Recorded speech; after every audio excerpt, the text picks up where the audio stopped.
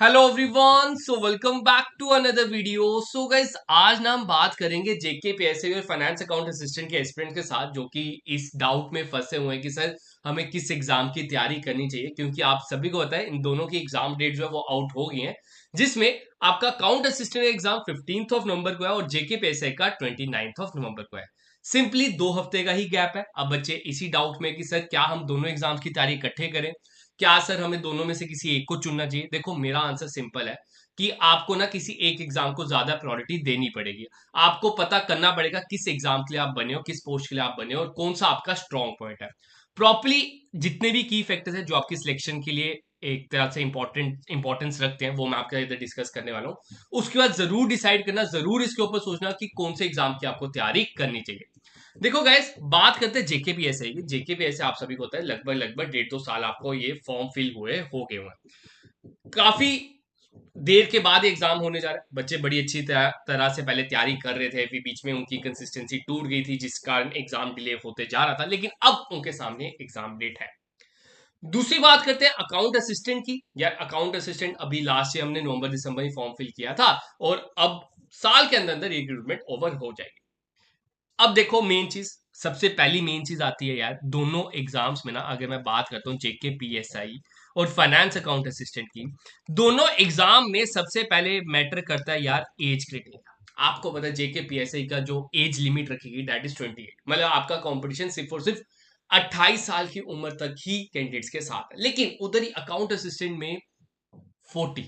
Open mind की बात कर रहा हूँ, बाकी तो चेंज है ना। बाकी कैटेगरी वाइज में थोड़ी बहुत तो रिलैक्सेशन है।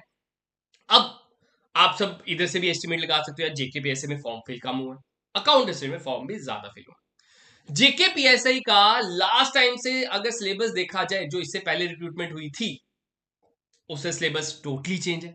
इसमें आपको सिलेबस की अगर मैं बात करता हूं, ठीक है, सिलेबस की अगर मैं बात करता हूं, इसमें आपको जो सिलेक्शन दिलवाएगा that is your maths and reasoning. ठीक है, ये जो सेक्शन है ये आपको सिलेक्शन दिलवाएगा। अगर आपका स्ट्रॉन्ग है मैथ्स एंड रीजनिंग, मैं कहूंगा जरूर जरूर जरूर आप जेकेपीएसआई की ओर जाए। अगर आपने इसकी तैयारी की हुई है, क्योंकि देखो, मैथ्स और रीजनिंग ना एक ऐसा कंपोनेंट है जो कि आपको एक श्योरिटी देता है, जो जो कि आपको गारंटी देता है, एग्जाम हॉल में आपको बता देता है कि आपका आंसर सही। ठीक है, आपने सिर्फ और सिर्फ क्या करना है, इसकी प्रैक्टिस करनी है, इसके कंसेप्ट लेने हैं। कंसेप्ट मिल गए, इसके ऊपर जो मर्जी क्वेश्चन है आप आसानी से मैथ्स रीजनिंग के क्वेश्चन निकाल सकते हो। उसके बाद बात होती है अकाउंट असिस्टेंट की। अकाउंट असिस्टेंट में आपको पता है इधर 8 सेक्शन है, 6 सेक्शन इसमें से 10-10 नंबर की है। सिलेबस अच्छा खासा वास्ट है। ठीक है, मैं किसी को भटकाने वाली बात नहीं कर रहा हूं, आपको प्रायोरिटाइज करना पड़ेगा। देखो, मेन चीज, बड़े से ऐसे कैंडिडेट्स हैं जिन्होंने जेकेपीएससी के फॉर्म की फिल किया है, लेकिन उनकी मैथ्स और रीजनिंग बहुत वीक है। तो उनको मैं कहूंगा भाई तुम ना अकाउंट असिस्टेंट की ही तैयारी करो, क्योंकि उधर जेकेपीएसआई में अगर तुम्हें मैथ्स और रीजनिंग नहीं आता, तुम उसके लिए नहीं बने हो, तो इस बारी जेकेपीएसआई का एग्जाम निकालना आसान नहीं होगा।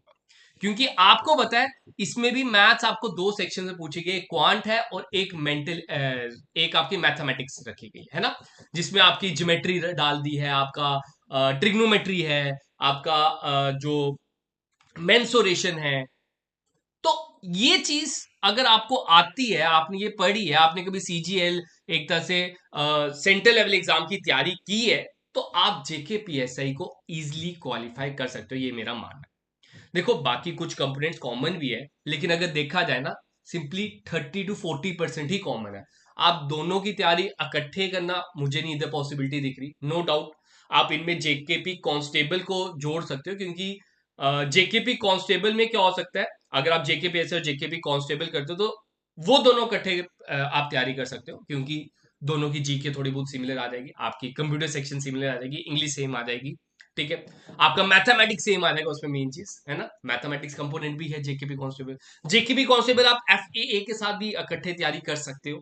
वो इसलिए मैं कह रहा हूं क्योंकि भाई बाकी सब कंपोनेंट सेम है, बस एक मेंटल एबिलिटी वाला जो आपका एक मैथ्स एंड रीजनिंग वाला कंपोनेंट है, वो आपको एक एक्स्ट्रा प्रिपेयर करना है। तो एक कंपोनेंट के साथ हम कॉम्प्रोमाइज कर सकते हैं, एक कंपोनेंट मतलब हम तैयारी अलग से कर सकते हैं।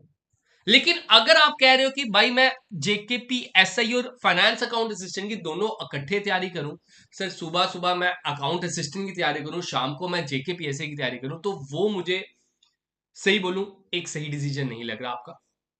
ठीक है, अगर आप प्रॉपर्ली तैयार हो, आपने दोनों की तैयारी कर ली है, क्योंकि कुछ ऐसे कैंडिडेट्स भी होंगे, ठीक है, कुछ होंगे, मैं सभी के लिए नहीं कहूंगा, सभी के लिए ऐसी कैलिबर नहीं होता सभी में कि मैं बोलूं कि आप दोनों की तैयारी इकट्ठे कर सकते हो। अगर आपने दोनों का सिलेबस कवर किया हुआ है, दोनों तैयारी की हुई है, उस केस में आप अपने दिन को, अपनी दिनचर्या को वैसे डिवाइड कर सकते हो, उसके अकॉर्डिंगली आप अपनी डिवीजन कर सकते हो अपने दिन।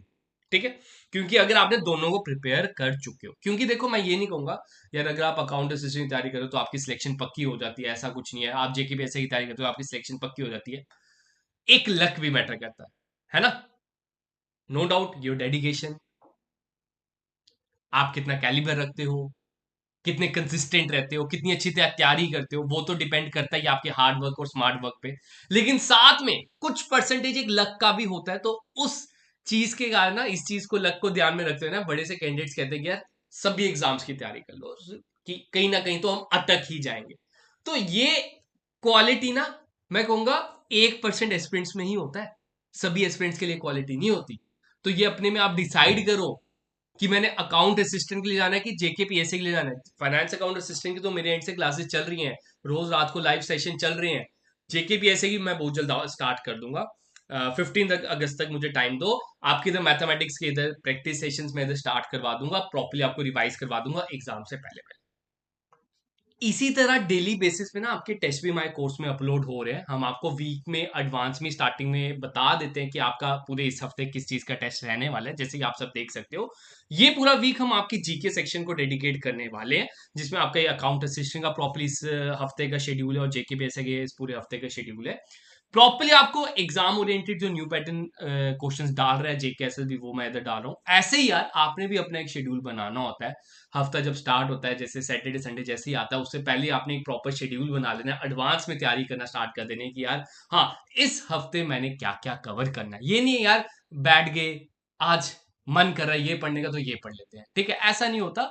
हर एक चीज एक प्रॉपर प्लानिंग के साथ होती है। तो ये चीज अपने आप में आप अपनाओ। और मेन चीज जो बच्चे, आप सबको पता है कि इंडिपेंडेंस डे आ रहा है, तो डिस्काउंट भी मांग रहे हैं कि सर इंडिपेंडेंस डे का क्या रहेगा, तो आपको बता दूं 65% ऑफ आपको हमारे सारे बैचेस पे मिल जाएंगे अगर आप कूपन कोड यूज करते हो इंडिपेंडेंस। ठीक है, ये कूपन कोड यूज कर लेना, आपको 65% सारे के सारे बैचेस, चाहे वो जेकेपी एसआई का है, चाहे वो फाइनेंस अकाउंट असिस्टेंट है, या जेकेपी कांस्टेबल का है, आपने सिर्फ और सिर्फ आईजी क्लासेस का ऐप प्ले स्टोर से इंस्टॉल करना है, उधर आपको बैच प्रॉपर्ली मिल जाएगा, वो एक तरह से ज्वाइन कर लो। इंडिपेंडेंस का कूपन कोड यूज कर लेना। अगर आप iOS यूजर हो तो माई एपेक्स ऐप डाउनलोड कर लेना। ओआरजी कोड उन सभी कैंडिडेट्स के लिए रहेगा 99147115। तो यही था आप सभी के लिए अपडेट। बाकी कोई भी क्वेरी डू कमेंट, मैं आपकी वो क्वेरी दूर करने की पूरी पूरी कोशिश करूंगा। मिलते जल्द रात को अपने नए सेशन में लाइव, जिसमें आपके जितने भी डाउट्स होते हैं वो हम लाइव दूर करने की कोशिश करते हैं। Okay guys, have a good day, have a great day.